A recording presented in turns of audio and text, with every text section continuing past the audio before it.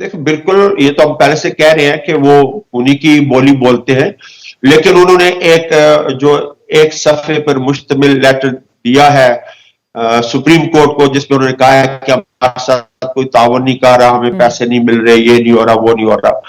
तो अब इसके ऊपर चूंकि मरकजी हुकूमत, वजीर आजम और उनकी कैबिनेट सुप्रीम कोर्ट के फैसले के खिलाफ जा चुकी है, उन्होंने कहा कि हमें यह फैसला कबूल नहीं है, तो इसका मतलब यह है कि कंटेम्प्ट ऑफ कोर्ट उन पर लग चुकी है।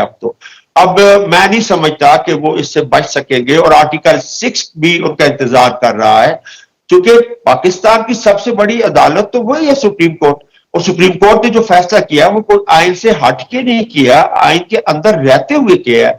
तो ये होते कौन है कि सुप्रीम कोर्ट के फैसले को ना मानना। लेकिन अगर इदारे कोऑपरेट नहीं करेंगे तो इलेक्शन कमीशन ऑफ पाकिस्तान अकेला क्या कर सकता है मुश्ताक साहब?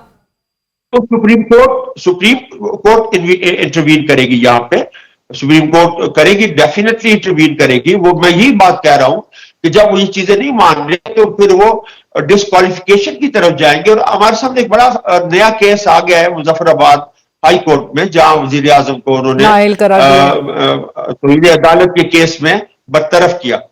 तो वहां अगर वो बरतरफ हो सकता है, तो यहां शहबाज शरीफ क्यों नहीं बरतरफ हो सकता? ये बिल्कुल बरतरफ होंगे, इनका चल चला हुआ है। इलेक्शन बिल्कुल हमें बहुत करीब नजर आ रहे हैं, और सारी असम्बलियों के इलेक्शन नजर आ रहे हैं, बशमूल कौमी असम्बली। ये ज्यादा देर अब ठहर नहीं सकेंगे इंशाअल्लाह ताला।